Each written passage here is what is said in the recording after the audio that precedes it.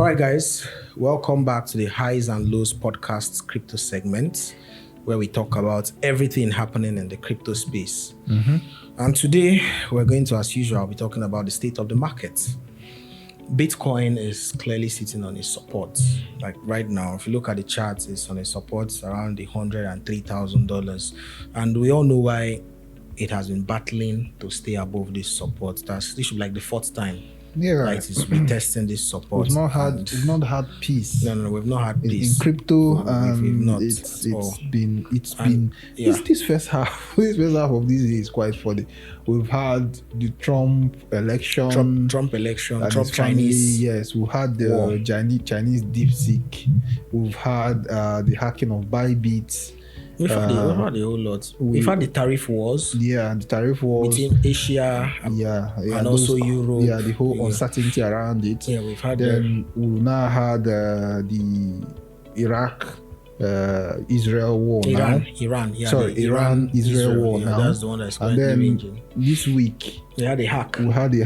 Of an Iranian exchange. Then the latest one now. There's another hack. Yeah, the hack of identities and information. Yeah, that was Facebook, compromising Google, Facebook, Google, and a whole lot. So it's been. But for Bitcoin to still keep above 103k, I think right now it's around 105.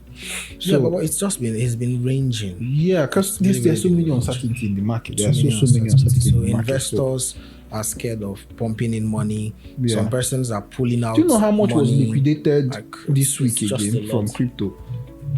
Almost over 400 or so. A shit of money was liquidated. Yeah. You get now even experienced traders.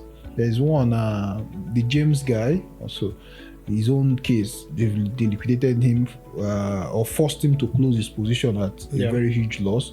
There's this Aguilar trades too, that his liquidation, he lost about $30-something million from Bitcoin long. Yeah. So a lot of persons are losing money. There's just lots of manipulation in the markets right now because there's no clear direction of the market, and it's based on these wars. The market is just so volatile. Yeah, right now the level of volatility, and people don't even know if it's unheard of. Are we going to get a ceasefire? Is this whole thing going to turn nuclear in no time? And it's not. We don't have a short frame of time to be like, okay, if once this time passes, this whole thing will just fade away. The crazy thing itself is this: we were not done with the tariff wars. Of course, no. The tariff wars were still hanging on the balance. But those ones can be calmed down because talks are in place. Yeah, talks are in place. But it was like a 90 days cease, whatever, something like that. But we're not done with it. And next, suddenly, unexpected, the Israel and Iran war started. And now we're seeing Russia gradually getting involved. We're seeing Putin saying that they are Russian experts working in the nuclear plants in Iran, so Israel should be careful. You get, we're hearing stuff like that. So we can't really tell how long this thing will range for. That's how Ukraine war started. Yeah, it's been 3 years plus now. The war is still on. Now it is Iran and Israel. We don't know how long this will take. But the crazy thing is, it has really, really affected the markets. And the best thing people can do in points or at times like this is just to sit tight. Reduce your level of exposure, and try not to overtrade, because when the market is very volatile, you'll be seeing lots of opportunities. I'd have made so amount today. I'd have made so amount yesterday. Things like that. But once you get into those positions, you find out that it's a totally different ball game. Yeah. If you get into the wrong token, I feel not turn back holder. Yes. So we've seen a whole lot of that, but we're still optimistic that a lot will change. Now, for those that are watching, we have been saying it in subsequent episodes about our crypto lecture that is upcoming, where we'll be teaching people how to trade and a few other stuff. So that lecture will be starting the last day of this month from the 30th, because we did say that we'll publish the date soon. So from the 30th of June, we're going to start the lecture.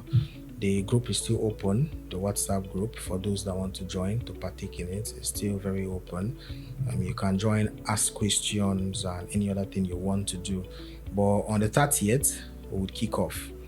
and would communicate in the group how long this lecture would last. So if you haven't joined yet, you might want to check the bio, join our Telegram channel. Then from the Telegram channel, you'll get access to the WhatsApp group where the whole lecture would be holding. So once you get to the group, you see all the persons that are taking part in this lecture there. So feel free to invite anyone you want to.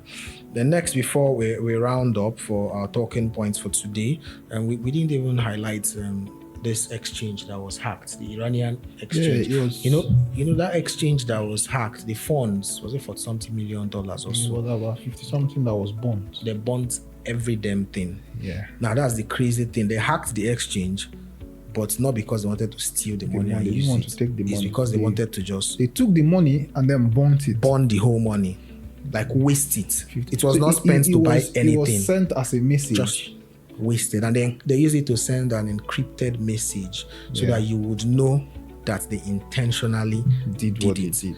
Yeah, so this shows you a whole lot happens in the crypto We'll call it, space, this like is a what we whole refer to lot. as cyber warfare. Because, they took the money from you, but they didn't take it.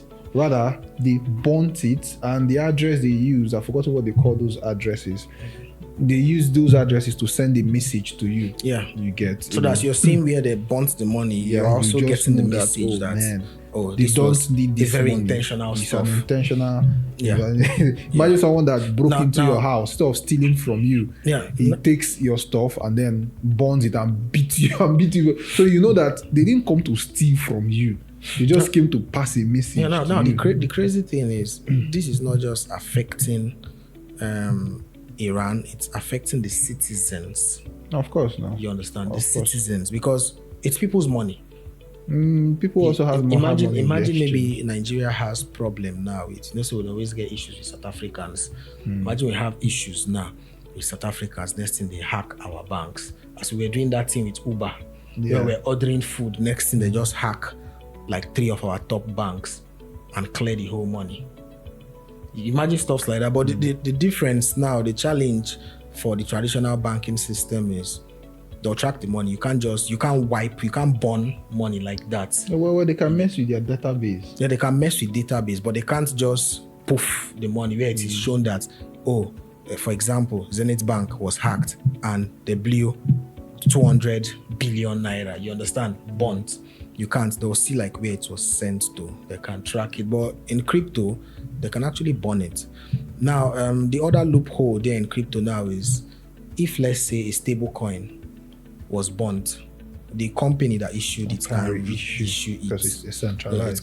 They can reissue it. But if it is Bitcoin that was burnt or Ethereum, gone, or any I think of those it rounds, was Bitcoin, Ethereum, Doge, and Litecoin. Yeah, it was burnt. Then But also- the USDT, No, they also burnt the USDT. because I said because Tether bonds- can actually decide to so reissue. Tether can choose to reissue. I think it was some Yeah. 50 something million was that for the Tether or so. So they I can don't know the reissue exact details though, but they can Tether can reissue choose to like reissue it back to the to the company exchange, or the yes. exchange. Right? So these are like some differentiating factors between traditional finance and cryptocurrency. So the advantages, there are disadvantages. Yeah. But on to the next thing. The backpack airdrop We're is still still farming backpack, very, very much alive.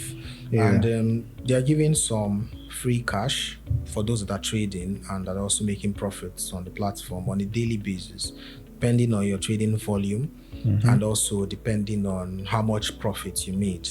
You can get some reasonable amount of money as kickback sent to your account daily. Then also they have like a package that is known as auto lend, which has been a feature on the platform. So what it does is, you know how there are people that have money in their crypto wallets or exchanges. Let's say you're holding $2,000 that you're not using to do anything, it's just there.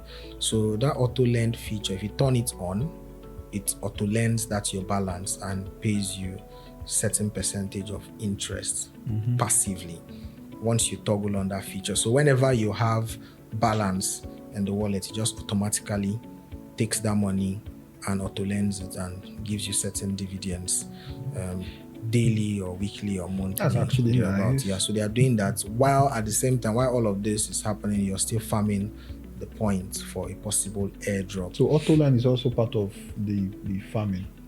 Yeah. All of it. It's also part of it. Then I think the most recent airdrop, Super League or League of Traders, League of Traders, Binance is listing it. Their token is finally going live. It's a platform that people have been using for copy trading for over a year now. League of Traders. So Binance is supporting the token launch and the airdrop, and I think MXC too. How do you go through? Is it is supporting LTO? it. Yeah, LT. lot. Okay. Lot. LOT. Yeah, Okay. LOT, Okay. lot. League of Traders. So there's a strategy that people use most times for trading fresh airdrops like this, especially when the market is this bad.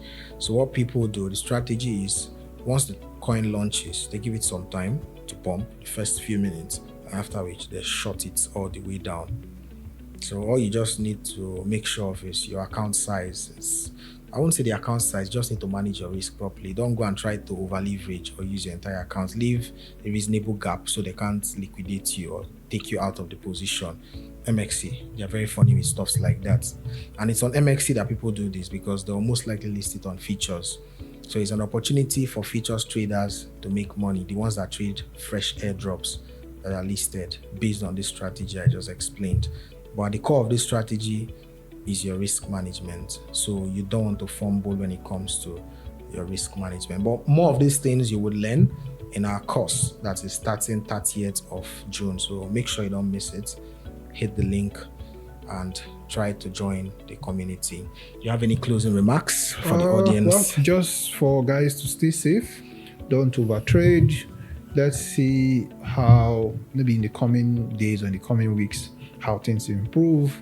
We've heard Iran is calling for a ceasefire, trying to pressure other presidents and leaders and monarchs of the Gulf nation to, reach out to the US and also, try to call for ceasefire. But then Bitcoin is actually maintaining a good support, but let's just not overtrade, relax and see how would, pass this whole time.